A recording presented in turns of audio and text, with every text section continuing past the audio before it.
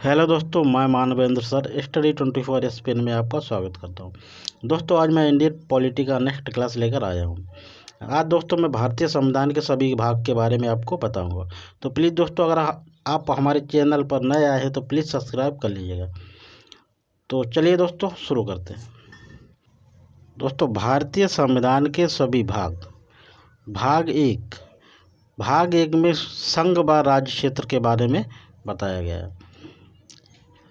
इसमें अनुच्छेद 1 से 4 यानी संघ व राज्य क्षेत्र में जो चर्चा की गई उसमें 1 से 4 अनुच्छेद हैं। उसके बाद दोस्तों आता भाग दो में दोस्तों अनुच्छेद 5 से लेकर 11 तक हैं, जिसमें नागरिकता के बारे में बताया गया। यानी दोस्तों किस तरह से नागरिकता लेनी है या नागरिकता समाप्त करनी है, तो इसके प्रावधान भाग 2 में बताए गए। फिर दोस्तों बात आती है भाग 3। तो भाग 3 में दोस्तों मूल अधिकार हैं। क्या है? मूल अधिकार। अनुच्छेद 12 से 36 तक, यानी अनुच्छेद 12 से 36 तक क्या है? मूल अधिकार हैं। उसके बाद दोस्तों भाग 4 में राज्य के नीति निर्देशक तत्व बताए गए हैं, अनुच्छेद 36 से लेकर 51 तक। उसके बाद दोस्तों आगे चलते हैं। उसके बाद दोस्तों आता है भाग 4 का, यानी भाग 4 का में दोस्तों क्या है? मूल कर्तव्य। अनुच्छेद 51 का, यानी अनुच्छेद 51 का जोड़कर मूल कर्तव्य जोड़े गए।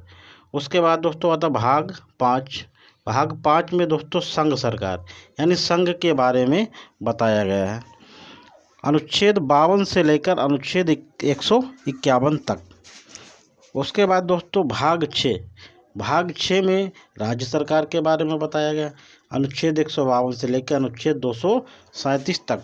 यानी राज्य सरकार में दोस्तों जैसे विधानमंडल है, और जो राज्य सरकार की जगह मतलब राज्य सरकार में जो भी नियुक्तियां वगैरह होती हैं वो सब किस में है? अनुच्छेद 152 से लेकर 237 तक है। यानी राज्य के बारे में बिल्कुल भाग 6 में बताया गया। उसके बाद दोस्तों भाग 7 अनुच्छेद 238 से संबंधित है। इसमें पहली अनुसूची जोड़ी गई। उसके बाद दोस्तों आगे चलते हैं। भाग 8 दोस्तों, भाग 8 में संघ राज्य क्षेत्र के बारे में बताया गया, संघ राज्य क्षेत्र। और इसमें अनुच्छेद दोस्तों 239 से लेकर 242 तक। उसके बाद दोस्तों भाग 9 में पंचायत के बारे में बताया गया, यानी पंचायती राज व्यवस्था जो आई वो इसी भाग में उसको दर्शाया गया है। इसमें दोस्तों अनुच्छेद 243 का से लेकर 8 तक। उसके बाद दोस्तों भाग 9 का, इसमें नगर पालिका के बारे में बताया गया, जिसे नगर निगम बोलते हैं। उसके बाद भाग 9 खा, इसमें सहकारी समितियों के बारे में बताया गया।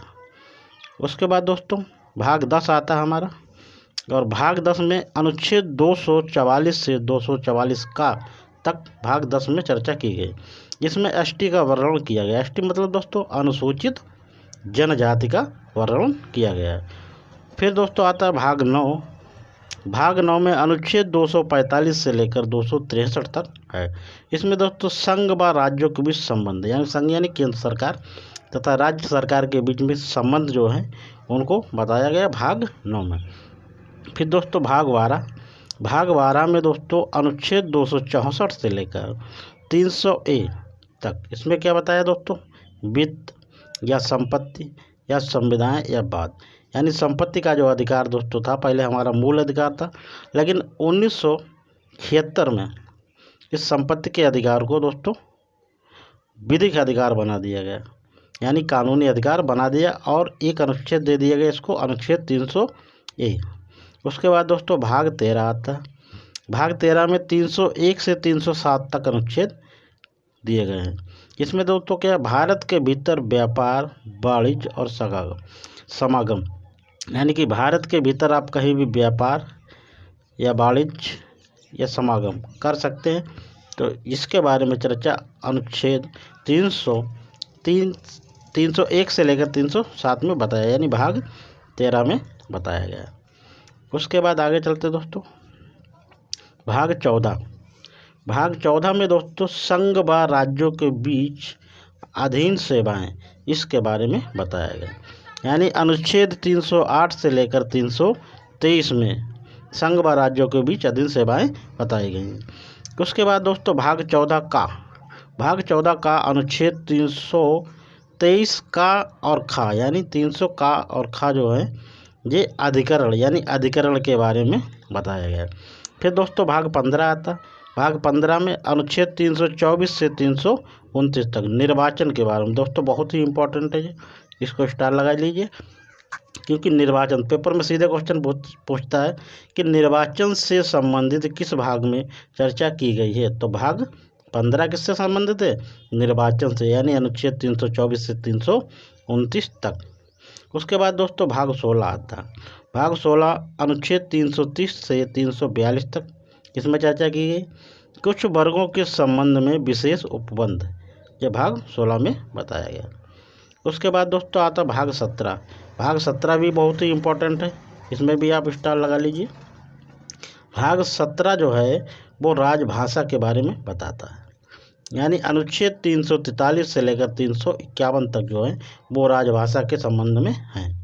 उसके बाद दोस्तों भाग 18, इसमें आपात उपबंध, ये भी दोस्तों बहुत ही इम्पोर्टेंट है, इसमें भी स्टार लगाइएगा। आपात उपबंध यानी अनुच्छेद 352 से लेकर 360 तक। अनुच्छेद 352 में नेशनल इमरजेंसी बताई गई दोस्तों, और 356 में, आर्टिकल 356 में अगर राज्य में आपातकाल लगाना है, और अनुच्छेद 360 में वित्त आपातकाल के बारे में चर्चा की गई, यानी 3 प्रकार के आपातकाल होते हैं। उसके बाद दोस्तों आता भाग 19।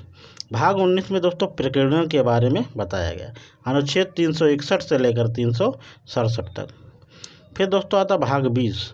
भाग 20 भी बहुत दोस्तों इम्पोर्टेंट है, क्योंकि अगर संविधान में अगर संशोधन करना है, संविधान में संशोधन की जो प्रक्रिया है वो भाग 20 में बताई गई। अनुच्छेद 368 के तहत संविधान में संशोधन किया जाता है।